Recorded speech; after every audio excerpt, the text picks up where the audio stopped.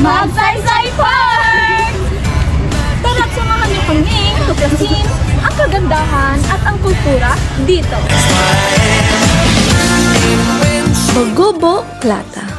Ang tribong Bagobo Klata ay nagmula sa Kapatagan, mga pangpang ng ilog at paanan ng bundok Apo at malapit na nakatira kasama ang kalikasan sa pamamagitan ng pagsasaka, pangangaso at pangangalat. Ata. Ang mga ata na kilala bilang mga tao ng bundok ay likas na mahiyain at mabait. Sila ay isang tribong nasa mataas na lugar na nakipagsanib, Ubo Manubo. Isa sa pinakamatandang tribo sa lungsod ng Davao. Ang Ubo ay nangangahulugang mga tao at ang Manubo ay nangangahulugang dialekto.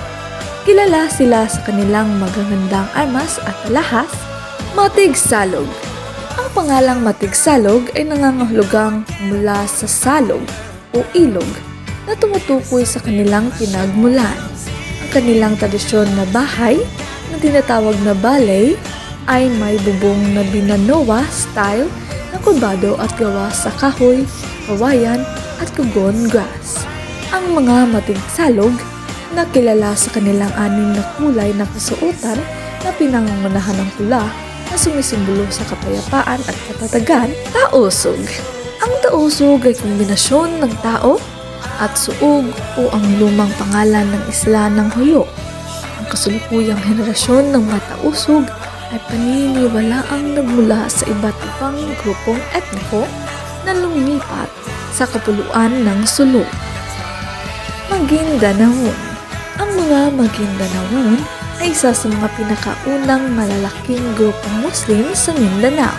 Kilala sa kanilang mayamang kultura at kasaysayan. Tradisyonal silang naninirahan sa mga binahang kapatagan ng Maguindanao, lalo na sa paligid ng Ilog Pulangi sa kasaysayan, matapang na tagapagtanggol laban sa mga dayuhang mananakop, Iranon. Ang mga Iranon, isa sa pinakamatandang tribo sa Pilipinas, ay nagmula sa lugar na ngayon ay kilala bilang Morogolf, Kagan. Ang mga Kagan na madalas tawaging Davao Moros ay naninirahan sa mga munisipalidad sa baybayin ng Davao Gulf at kilala sa kanilang mapayapang katangian at kayamanan sa kultura. Sama. Kilala ang mga sama sa pagiging mapayapa at pagpapahalaga sa pagkakaisa at pagkakapit-bisig. Pinaniniwalaang ang kanilang mga ninuno ay may mga kakayahang supernatural, kabilang ang mga kapangyarihang tumawag ng mga espiritong natawag na jinn. Sa kasalukuyan, karamihan sa mga komunidad ng Sama ay matatagpuan sa Manawan at iba pang mga lugar sa baybayin ng Davao City. Maranao.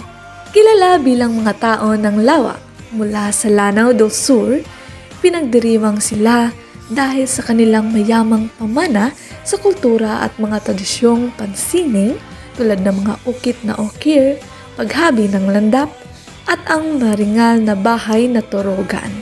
Lumipat sila sa Davao City bilang mga mangangalakal at negosyante at ngayon ay may malaking ambag sila sa kalakalan ng lungsod sa tatlong pangunahing distrito nito.